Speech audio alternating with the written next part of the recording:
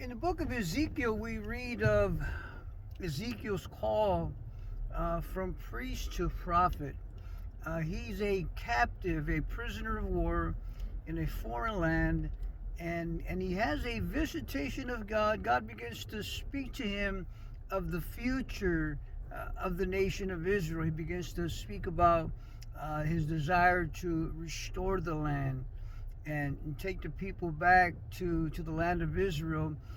And so Ezekiel's vision throughout the book is about the restoration of Israel. And for the people of Israel who were captives in Babylon, for many of them, they felt that God had given up on them.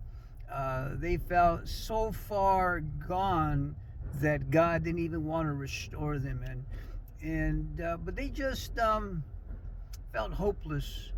And when you read the book, we love the vision of dry bones, but that vision was God encouraging Ezekiel as an intercessor to pray that daily that God would restore, revive the nation of Israel, that He would reform it.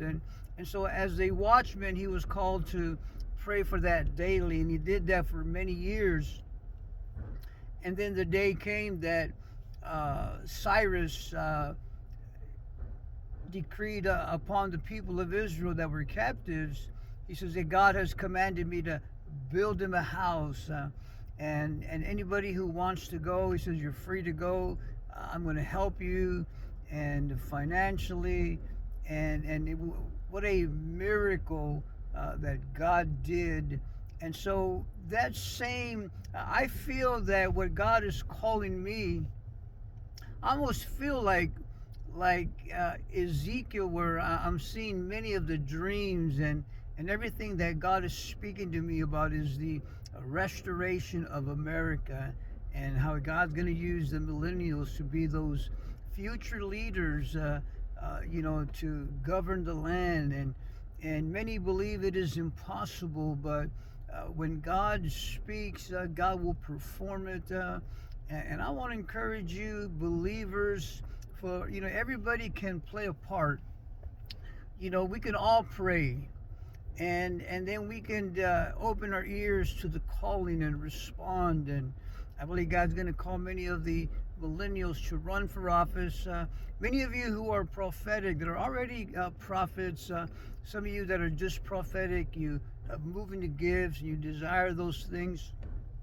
And many of you that are intercessors, I believe that God's going to call some of you to adopt your city, your state, to become the spiritual advisor, and you will basically be the spiritual governor of your city, of your state, and God will use you to minister to the mayors and governors and marketplace leaders, and I believe God's going to be doing that and already speaking to some of you already. You just don't really know because it's new. You've never been this way before. You don't understand it. You don't know what's going on and how to go about it. But I believe that God has given me a blueprint and given me fresh revelation. I even wrote 2 books on this. But I believe for such a time as this, I'm, not a novice. I've pastored for over 25 years. Been saved for, I believe, 38 years now. And so I've learned a few things, but the last 7, 8 years, God has been training me to be a prophet to America, a watchman, and so and I believe that God has spoken to me, given me these 2 books that we will be teaching and training on, and for such a time as this. I want to encourage you, America. God is restoring the land. Even our president is going to rededicate America in a few months to God. I believe this is the covenant.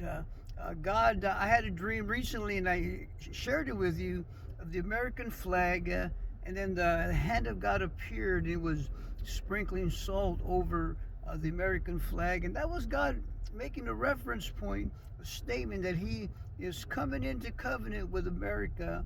And I believe that our president is saying yes to that call. And so I believe that the blessing of God will come upon the land. We need to take our states, we need to take every city for Jesus, and see the full blessing in every city, in our schools, in every state. We can fix the windows of heaven and receive the full blessing of God. Amen.